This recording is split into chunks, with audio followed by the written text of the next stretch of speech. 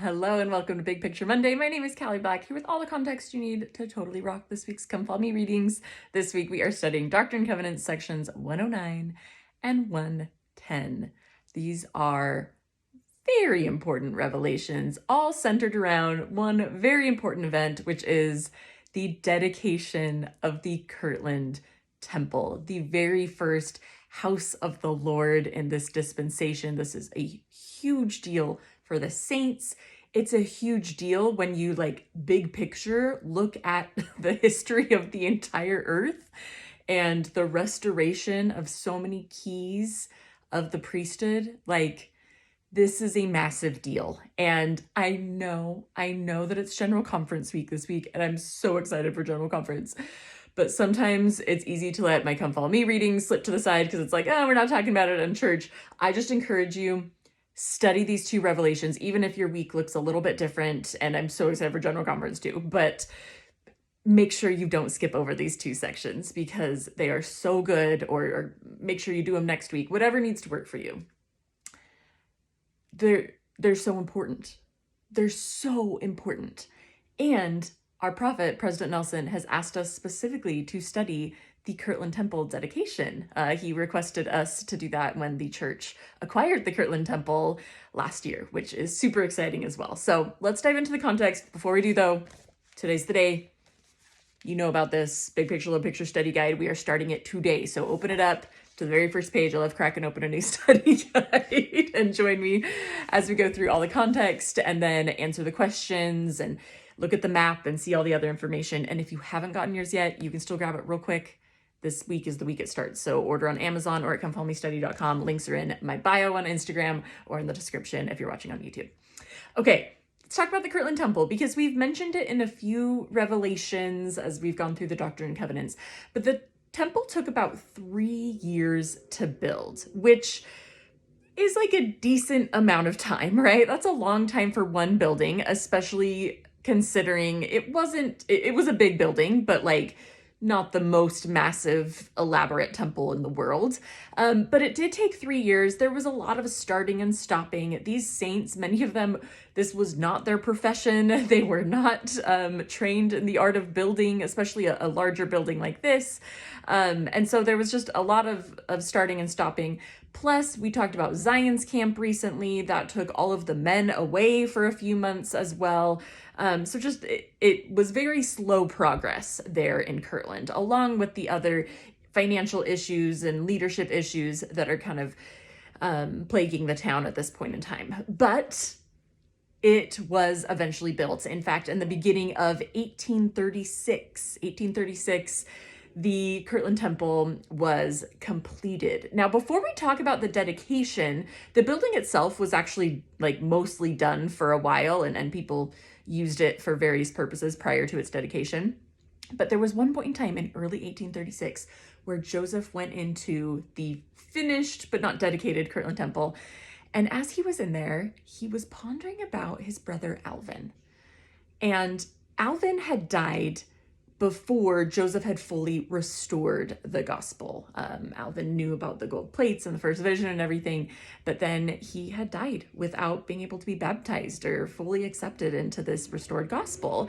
And Joseph is sitting there in the temple and he's thinking about the celestial kingdom. And he has a vision come to his mind, and it's a beautiful vision about the celestial kingdom, and he sees his brother Alvin there, and it helps teach him the beautiful doctrine that if people would have accepted the gospel when they are here on the earth, they have the opportunity to do that in the next life, as well as children who die before the age of accountability. So that revelation is recorded in the Doctrine and Covenants, but it is section 137. It got moved to the end of the Doctrine and Covenants. So we're not going to talk about that revelation right now, even though it happened chronologically right now. But I just wanted to kind of get you in the mindset of where Joseph would have been when that revelation happened. So press pause, remember this moment. When we talk about 137, we'll come back to right before the dedication. Okay, now let's get into the dedication. The dedication happened on March 27th, 1836. This was a Sunday. It was a Sunday. All the saints in Kirtland gathered into the Kirtland Temple, which the Kirtland Temple is mostly a big hall, a big gathering place with lots of pews. And then there's a bunch of pulpits on the stand as well. And above the area, they have these canvas, large pieces of canvas that could be lowered to divide it into smaller rooms if they needed to divide it into a smaller room. Kind of think of like in a church building, how we have some of the sliding, crinkly, what are those? What am I thinking of? Not a piano, an accordion. There we go. An accordion wall that like slides and can close and open. It's just like canvas walls, pieces of canvas that would drop down as dividers. But the canvas was not down on dedication day. Everyone is packed into the Kirtland Temple for the dedication. This was a big deal. There were even some overflow areas that were set up for people that came that weren't able to be in the main gathering hall. And here we go. The dedication starts, and Sidney Rigdon got up first, and he spoke for almost 2 hours at the temple dedication. And then Joseph Smith got up. And when Joseph got up, he read the dedicatory prayer for the Kirtland Temple. Now, he had received this prayer by revelation the day before. So he had prayed, received this by revelation, written it all down, and then on that Sunday, he got up and read this prayer out loud to all of the saints. So it's not just any prayer, right? It's not a prayer that he's just coming up with off the top of his head. It was received by revelation. We fully believe that. That's why it is canonized here in the Doctrine and Covenants. And the cool part is that has been a pattern for the rest of the temple dedications. Any apostle or prophet who is asked or delegated to dedicate a temple receives that dedicatory prayer by revelation and reads it out loud, which is pretty cool. After Joseph read this dedicatory prayer, they sang this brand new song that had written by William W. Phelps called The Spirit of God. That might also sound familiar if you've gone to a temple dedication recently. We still keep that up in a temple dedication. So that was sung and the temple was dedicated.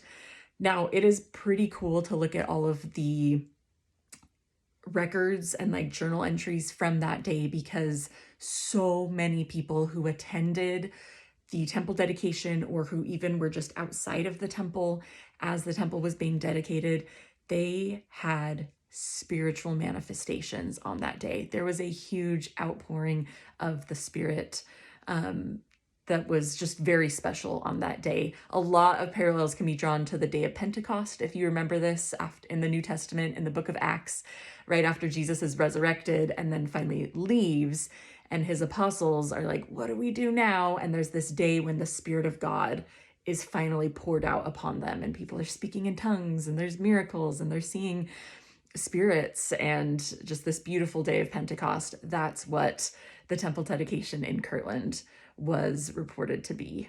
What a beautiful, miraculous event. And the dedicatory prayer in section 109 is so good. So section 109, dedicatory prayer. Section 110, our next revelation, happens 1 week later.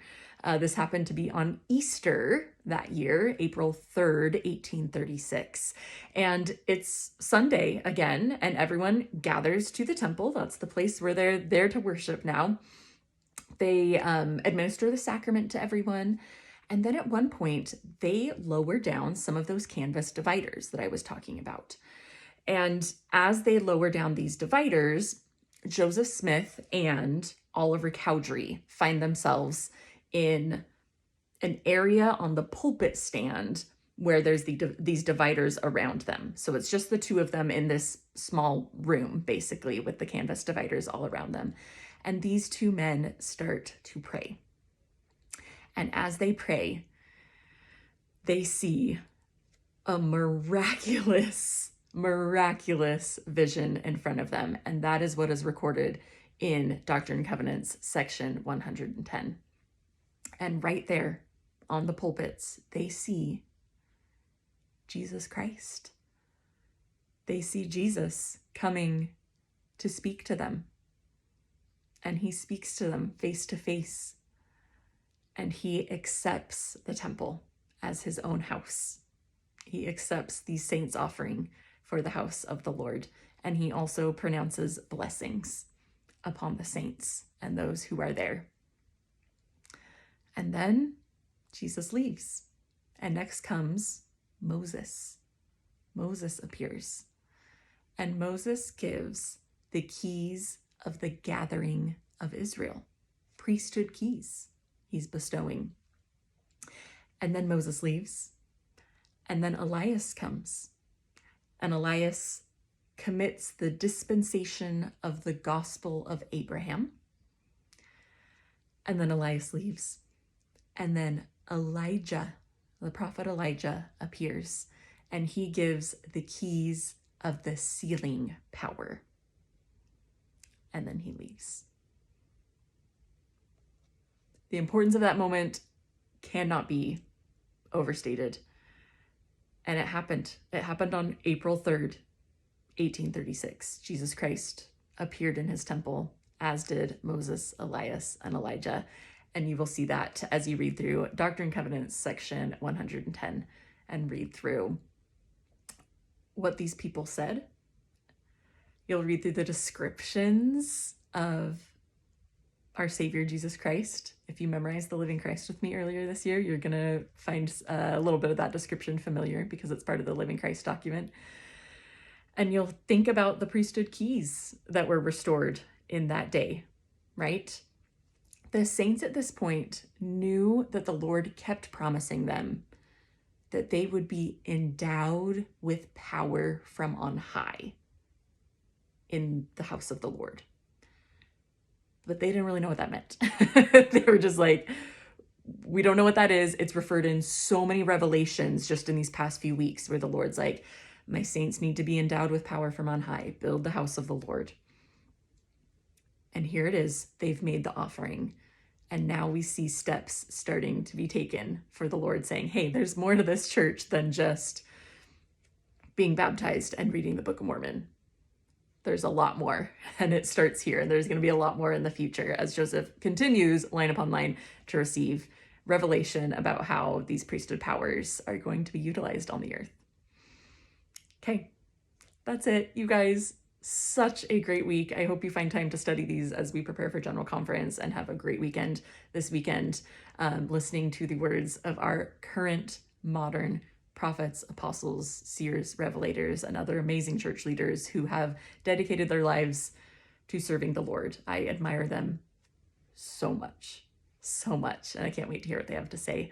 I think my personal focus question for this week is, in the dedicatory prayer, the Lord talks about how the temple is a house of learning and how we are encouraged to seek after greater learning, greater wisdom.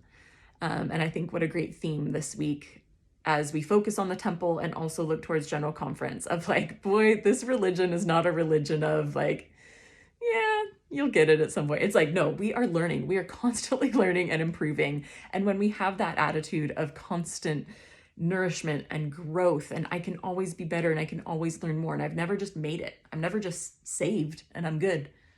That's not what we focus on in this church, right? It is about what can I do to progress and become even more Christ-like, and to soften my heart even more, and to serve the people around me even better. I love that. I love that. No complacency here, right? We're always reaching and growing. So I want to think about how the different facets of my life, how I can use that to further my education and my growth in the Lord. All right. Have a great week this week, and happy studying.